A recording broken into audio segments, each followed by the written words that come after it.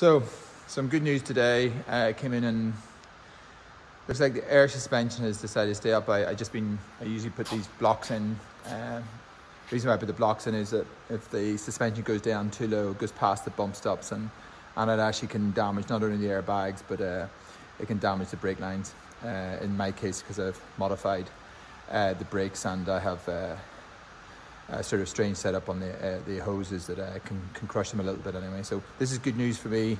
Air suspension stayed up, which is great. These are the old airbags I've got in here, so that's pretty impressive. Front, which I'm really surprised about, has stayed up.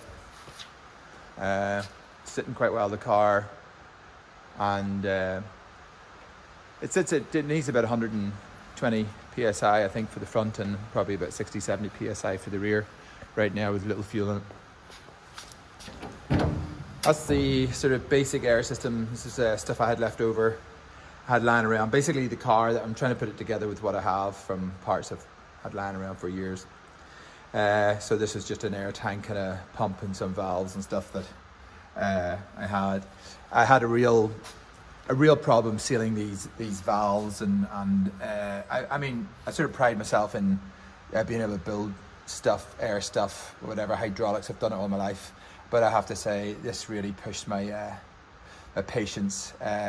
All these valves were leaking, everything was leaking, and I've actually rebuilt them 3 or 4 times to stop them one by one leaking. I have to say they're a pain in the ass. All the push-on fittings are perfect, even though it's good to trim them every time you take them on and off. The push-on the pipe, I have to say that they have never actually leaked. They're brilliant, but the taper BSF or BSP fitting are a pain. A lot of them were bottoming out when I got them into the valve.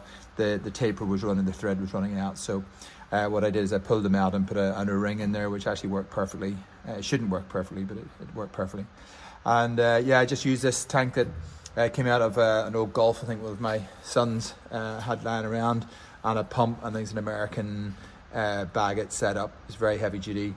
The valves are pretty nice, and so I made up a wiring loom up to the front, and basically that's it. I mean, it's a pretty heavy duty system. It's going to move. I'm going to push it right forward into the boot area, but right now I'm just doing some testing, so it's handy for me to have it here. Just got strapped in, and then in the here, I just basically got all the gauges.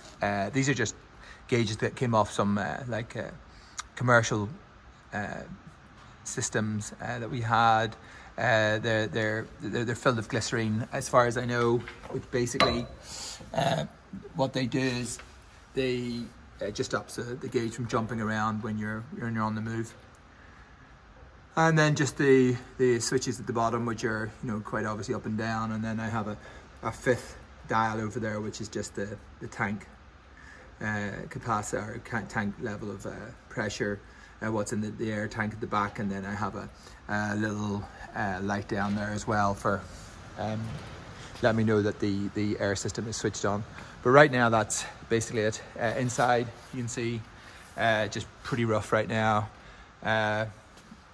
Really good heavy duty roll cage that we built quite a while ago. That's all pretty good. And I've got the tunnel cut out of the car right now because I'm going to be putting in a removable tunnel, and I've been playing around with the ratchet shifter, which was another difficult thing to get right. So right now I'm using the standard one. I'm going to set that up for testing, and then what I'm going to do is go back to the ratchet shifter at a later date when I have more time.